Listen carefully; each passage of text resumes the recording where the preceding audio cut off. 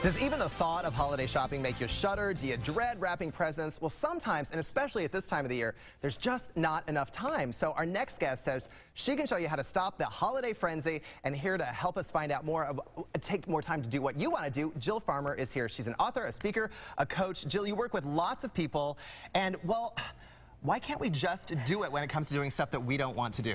Well, it's not our fault, is the good news. We're sort of primarily wired, our brains just work this way. Inevitably, when we get to that time countdown, so this time of year when everybody in the commercials are all saying only so many days left until Christmas, unbeknownst to us, it triggers this response in our brains that essentially throws us into that full-blown fight or flight mode. So when we think we don't have enough time, it makes us unable to think. Essentially, we're bad at multitasking, we're bad at getting stuff done, we're highly inefficient, and so when then we do things like eat and drink too much, we're not nice to the people that are closest to us. So the holidays can really be a big trigger for people's time issues. Now, why is stressed out always our default mode during the holidays? Well, it's just because, again, when we keep running down on that inner clock ticking, tick, tick, tick, tick, tick, anytime we have a shortage or we're perceiving there's a shortage of something, man, our brains can really sabotage us from being the people we want to be and from doing the stuff and getting the stuff done that we want to do.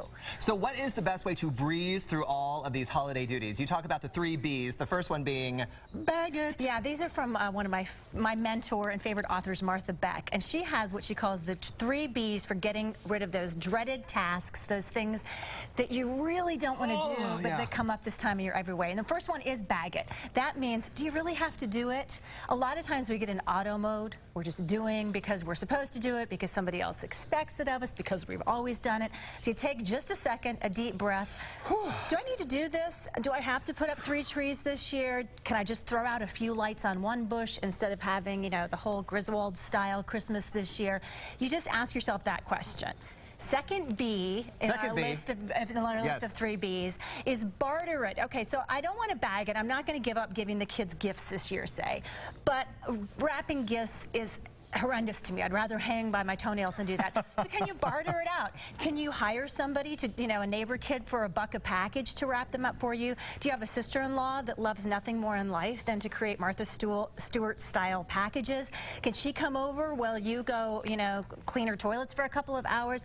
I mean, or can you, there's a lot of ways that you can have other people take over the stuff that we tell ourselves we have to do. And the third one, better it? Oh, this is my very favorite one of all. And this is where when you know that somebody else can't do it for you, you really do want to do it. How do you make it better for yourself? Can you put on some great music? Can you have your favorite toddy while you're doing it? Can you do it with other people? Because generally speaking, when we connect with people that we really like, whatever it is we're doing feels better.